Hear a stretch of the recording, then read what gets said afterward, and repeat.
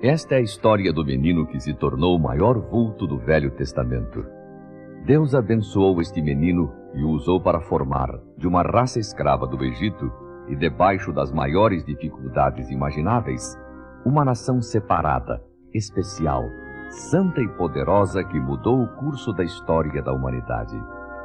Você já sabe que estamos falando de Moisés, não é mesmo? Ele foi o libertador do povo hebreu, tirando-o da escravidão egípcia, sendo seu líder através da peregrinação no deserto, seu legislador e autor do Pentateuco, o conjunto de livros escritos por Moisés. Sua história ocupa os seguintes livros: Êxodo, Levítico, Números e Deuteronômio, que ocupam, em volume, a 7ª parte da Bíblia. Por sua vida e por sua obra, Moisés merece a fama de ter sido um dos maiores homens de todos os tempos. Ouçam a respeito do menino Moisés e de como Deus preservou sua vida de modo maravilhoso, reservando-o para um futuro glorioso. Devemos saber que José do Egito e toda a sua geração já haviam morrido.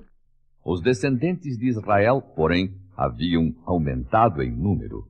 Multiplicaram-se e foram progredindo, ficaram fortes e encheram a terra. Por esse tempo, subiu ao trono do Egito um rei que não conhecera José e que não gostava dos israelitas. Teve medo de que eles crescessem mais que os egípcios e se tornassem mais fortes. Passou a dar-lhes mais trabalho a fazer, aumentou a pressão sobre eles, levando homens, mulheres, jovens e até meninos e meninas para o trabalho forçado, fabricando tijolos para a construção de cidades-armazéns militares do faraó. Com esta dura servidão, Israel iria perder o seu espírito de independência, e, no entender do rei, o número deles iria diminuir sensivelmente. Enganou-se. Quanto mais trabalhavam, mais fortes ficavam, e Faraó via-os aumentarem tanto em toda parte, no campo, nas casas, nas construções, nas ruas do palácio. O país se enchia de hebreus. Foi aí que o rei teve uma ideia para acabar com o aumento desse povo. Terrível ideia, pois era o plano de acabar com os estrangeiros, transformada em decreto para que em toda a terra do Egito fossem mortas as criancinhas que nascessem da data do decreto em diante. Foi recomendado às pessoas que trabalhavam na profissão de cuidar das futuras mãezinhas e atender as senhoras que iriam ter bebês, que jogassem todo o recém-nascido macho no rio. As meninas podiam viver, mas os meninos deviam ser mortos pelas parteiras. Mas esse cruel decreto não foi obedecido, felizmente. Elas poupavam a vida dos recém-nascidos, tanto machos quanto fêmeas. O rei descobriu e as chamou para perguntar sobre esse assunto. E as parteiras explicaram que as mãezinhas hebreias eram diferentes das mãezinhas egípcias. Antes que a parteira chegasse, já tinham dado à luz seus bebês. Faraó continuou com a sua ideia e seu decreto. Uma israelita deu à luz um filho e, notando que ele era formoso, resolveu escondê-lo por 3 meses. Mas, como vocês sabem, é muito difícil esconder uma criança por muito tempo, porque ela não fica quietinha. Chora, fala alto, se mexe muito. Os pais de Moisés, que se chamavam Amrão e Joquebede, trataram de fazer um plano a fim de impedir que o decreto do rei atingisse seu filho de 3 meses de idade. Tinham de escondê-lo dos soldados de Faraó, porque caso eles descobrissem o menino, iriam matá-lo.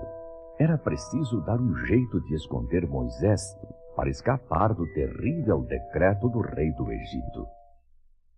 Amrão e Joquebede oravam muitas vezes por dia pedindo a proteção de Deus.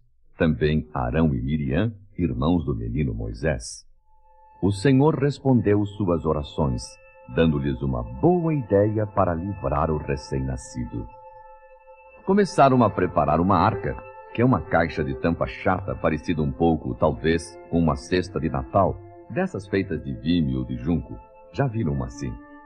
Arão fez um revestimento com betume e pez, algo assim como breu ou piche, uma resina pegajosa, sabem? Era uma massa que vedava os buracos da arca para não deixar entrar água. Depois de pronta, Joquebede colocou deitadinho dentro da arca seu filhinho Moisés.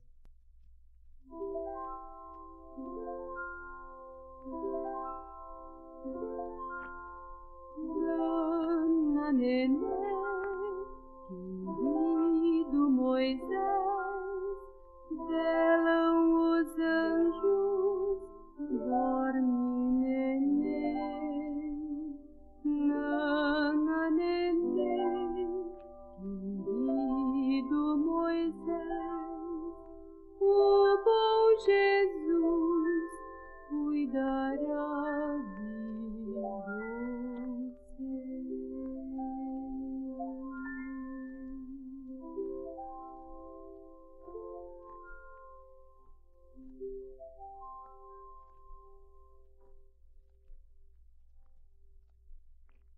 Foram até a margem do rio e, tendo certeza de que ninguém estava vendo o que faziam, puseram uma pequena arca sobre a água do rio, por entre as plantas delgadas, lisas e que se dobram com o vento facilmente, chamadas juncos.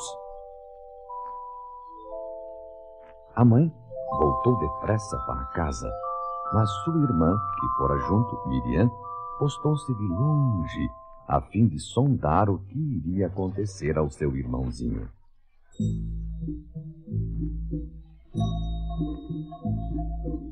A filha do rei costumava ir tomar banho no rio e toda vez levava algumas empregadas para ficarem vigiando as margens.